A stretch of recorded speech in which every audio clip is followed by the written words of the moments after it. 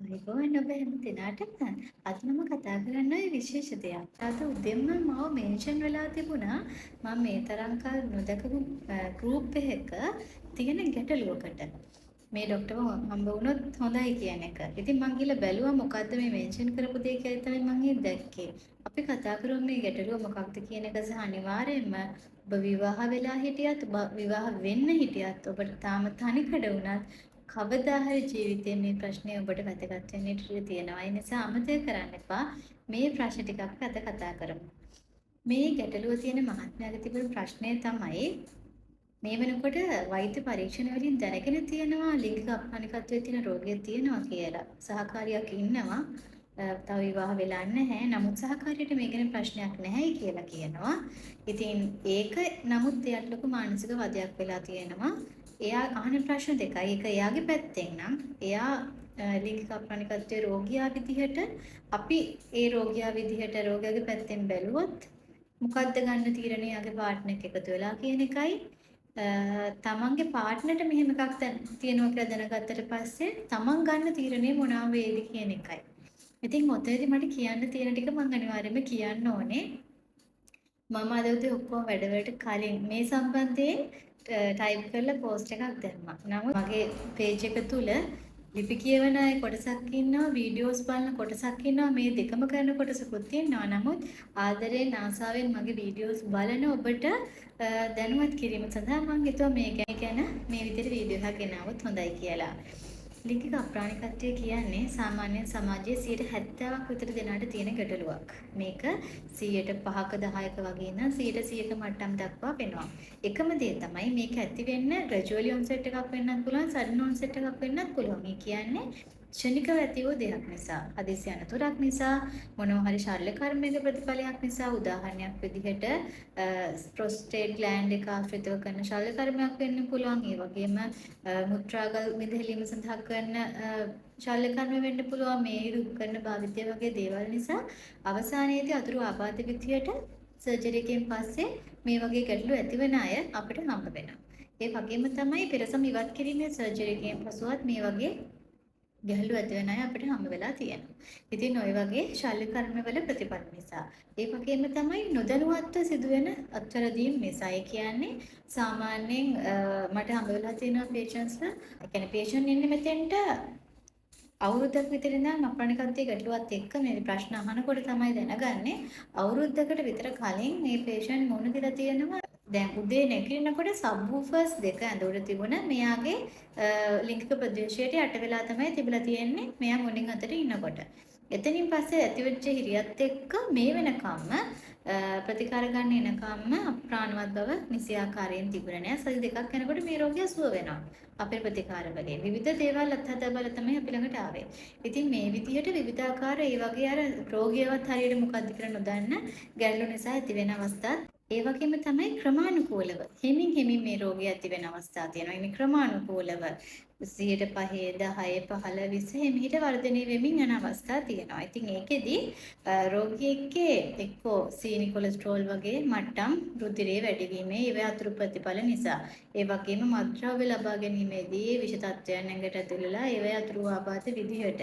ඒ වගේම සමහරක් වෙලාවට විවිධ රෝගවලට ගන්න ප්‍රතිකාරවල අතුරු ආබාධ විදිහට උදාහරණයක් විදිහට අධිරුධිර පීඩනයට, ඒ වගේම අපස්මාරය වර්ගයේ රෝග තත්ත්වවලට, ડિප්‍රෙෂන් වගේ රෝගවලට ගන්නත්වල අතුරු ප්‍රතිඵල විදිහට වෙනවා. වගේම ඉක්මනින් අතුරු ආබාධ වෙන එකක් අපි දැකලා තියෙනවා. එයා ප්‍රෝටීන් වලට දෙන ඉන්ජෙක්ෂන් සහ ටැබ්ලට්ස් නිසාත් මේ වගේ අප්‍රාණිකත්වයේ ගැටලු ඇති වෙන්න පුළුවන්. සමහරුන්ට ඒක ක්‍රමානුකූලව නැති වෙලා යනවා. නමුත් නැති වෙලා ගියේ නැති නැවත තවදුරටත් රෝගී තියෙන කට්ටිය අපේ ප්‍රතිකාර වලට යොමු වෙනවා. ඒක දීර්ඝකාලීනව පැවතීම නිසා. ඉතින් ওই වගේ වෙනත් රෝගයකට ප්‍රතිකාර ගන්න කියලා මේ වගේ ඇති වෙන අවස්ථාත් තියෙනවා. ඒ වගේම තමයි රෝගයක් ඇතුව හෝ තියෙන ටික වැඩ ගැනීමේ බලාපොරොත්තුවෙන් හෝ ගන්න ක්ෂණික උත්තේජකවල ප්‍රතිඵල විදියට. ක්ෂණික උත්තේජක ගත්තාම ඒවෙන් රිසල්ට්ස් එන කට්ටියක් තියෙනවා, නැති කට්ටියක් තියෙනවානේ. නැති අය කොහොමත් මෙහෙ ගන්න යමු වෙන්නේ නැහැ. නමුත් රිසල්ට්ස් තියෙන කොටස ටික කාලයක් වැඩි තේරෙනවා මේකේ රිසල්ට් එක අඩුයි කියලා. ඒ අඩු වෙනකොට අඩු වෙන්නේ කන්න කලින් තිබුණ ස්වභාවික මට්ටමක් නැති කරගෙන. එතකොට මේ වගේ හැත් අපි ළඟ ප්‍රතිකාර ගන්න යමු වෙනවා නිරන්තරයෙන්ම. ඔන්න ඔය විදිහට විවිධාකාර මම කියන්න අමතක වෙන කාරණාත් ඇති විවිධාකාර විදිහට මේ වගේ කාරණා ගොනු වීම නිසා ක්‍රමානුකූලව රෝගීන්ට මේ අවස්ථාව ඇති වෙන අය ඉන්නවා. එතකොට ඒ කොයි ආකාරයෙන් ඇති වුණත් අර මං කිව්ව පළවෙනි ආකාරයේ ඇති වෙන කොටසට 100%ක්ම සුව කරන්න පුළුවන් හැමෝටම කියන තහවුරුව දෙන්න බෑ.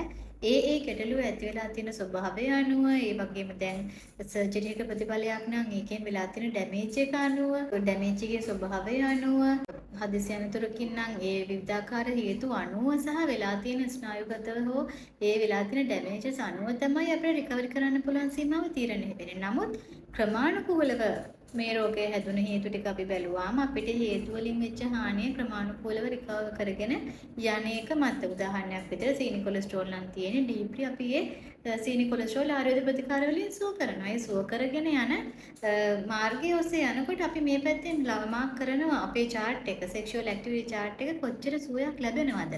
ඒ ලැබෙන එක ඔස්සේ තමයි අපි බෙහෙත් අලුත් කරමින් ඉදිරියට යන්නේ. මේ වගේ සාමාන්‍යයෙන් බෙහෙත් වාර සති දෙකේ බෙහෙත් වාර 1-6 අතරතුරේදී එහෙම නැත්නම් විදේශගතව ඉන්න ප්‍රතිකාරය වෙනකොට මාසික බෙහෙත් වාර 1-3 අතරතුරේදී අපි සාමාන්‍යයෙන් මේ වගේ ලිංගික රෝග සුව කරගන්න පුළුවන්. ඉතින් ක්‍රමානුකූලව රෝගයක් ඇති වෙච්ච පිරිසට අපිට ගොඩක් කලාවට 100% දක්වා සුව කරන්න පුළුවන් කියන්නේ කොහොමද අපිට කියන්න පුළුවන්. අර කොටසටත් බොහෝ දුරට සුව කරන්න පුළුවන්. නමුත් අපිට ඩිරෙක්ට් කියන්න බෑ සුව කිරීමේ තීව්‍රතාවය කොහොමද කියන මට්ටම කොහොමද නතර වෙන්නේ කියන එක ඔවුන්ගේ ගැටලුව දන්නේ නැති නිසා ශල්‍ය කර්ම හෝ ඔය හදිසි අනතුරු වගේ දේවල් වුණ අයගේ. නමුත් තියනවට වඩා යම්කිසි දෙයක් ඉම්ප්‍රූව් කරලා දෙන්න පුළුවන් කියන එකේ තහවුරුව දෙන්න පුළුවන්. ඉතින් ඔන්න ඔය වගේ මේ ගැටලු වලට සොලියුෂන්ස් තියෙනවා. නැතුව ඔබගේ තියෙන සම්බන්ධතා දුරස් වෙමින් ඔබගේ සම්බන්ධතා නැති කරගනිමින් මේක ලොකු ගැටලුවක් විචාදය දක්වා ගෙනියන්න අවශ්‍ය වෙන්නේ නැහැ. එකම දේ අවබෝධයෙන් යුතුව දෙදෙනාම ප්‍රතිකාර වලට යොමු වෙනවා නම් මේකත් තුළින් අපි කවුන්සලින් පාර්ට් එකකුත් යනවා. මොකද මේකෙන් අපි උපදේශන සේවාවකුත් යනවා. මොකද මේකෙදි රෝගියා අනිවාර්යයෙන්ම දැනගත යුතුයි තමන්ගේ රෝගය මොකද්ද, රෝගයට හේතුව මොකද්ද. හේතුව දන්නේ නැතුව කවදාවත් රෝගියාට මේ රෝගය නැවත ඇතිවීම වළක්වා ගන්න දැනුමක් ලැබෙන්නේ නැහැ. අපි සුව කරලා දෙන එක විතරයි. අපි සුව කරලා දෙනවා වගේම රෝගියෙක් නැවත අපි ළඟට එන්නේ නැති තැනට රෝගියාට උපදෙස් ටික දුන්නොත් තමයි මේ රෝගියාගේ ජීවිතය සාර්ථක ලෙස සුව කරා කියලා අපිට කියන්න පුළුවන්. ඒක ලබා ගැනීම හෝ නොගැනීම රෝගියා සතු දෙයක්. නමුත් අපේ සේවය පරිපූර්ණ වෙන්නේ අන්න එතකොටයි. ඉතින් ওই සියල්ලම සම්පූර්ණ වුණ රුවායු ප්‍රතිකාර පද්ධතිය තුළින් ඔබට පුළුවන් මේ රෝග සුව කරගන්න. ඉතින් නිරන්තරයෙන් මම මේ කියන්නේ එක්කෙනෙක් දෙන්නෙක් ගැන දැනගෙන නෙවෙයි අවුරුදු 6ක අත්දැකීම් එක්ක මේ රෝගවලට ප්‍රතිකාර කරලා ලබාගත් දහස් ගණනක් පුද්ගලයන්. ඉතින් ඒ හින්දා ඔබට මේ ගැන විශ්වාසයක් තියලා ප්‍රතිකාර වලට යොමු වෙන්න පුළුවන්. ඒ ප්‍රතිකාර මගින් සාර්ථක ප්‍රතිඵල ලබා ගන්නට පුළුවන්. ඉතින් ඒ දැනුමත් එක්ක කිසිම විටක ඔබේ සම්බන්ධතා මේ වගේ රෝග නිසා පළුදු කර ගන්නට එපා. කරන්නට තියෙන එකම දේ ඔබගේ රෝගය අවබෝධයෙන් යුතුව සුව කරවා ගැනීම. මේ වෙද්දී ඔබට සහකාරියක් ඉන්නවා නම් සහකාරියක් දැනුවත් කරලා ඔබගේ රෝග සුව කරගත්තාම එතුමියක් දැනුවත් ඔබත් දැනුවත් දෙන්න අතර කිසි ප්‍රශ්නයක් නැහැ. මොකද කාන්තාවකට තමන්ගේ සහකරුවට තමන් ඉදිරියේ ප්‍රාණවත් බවක් අඩු වෙන්නේ වෙනත් කාන්තාවක් නිසා කියලා දැනගන්නවට වඩා රෝගයක් නිසා කියලා දැනගන්න එක හරියට සැහැල්ලුවක්.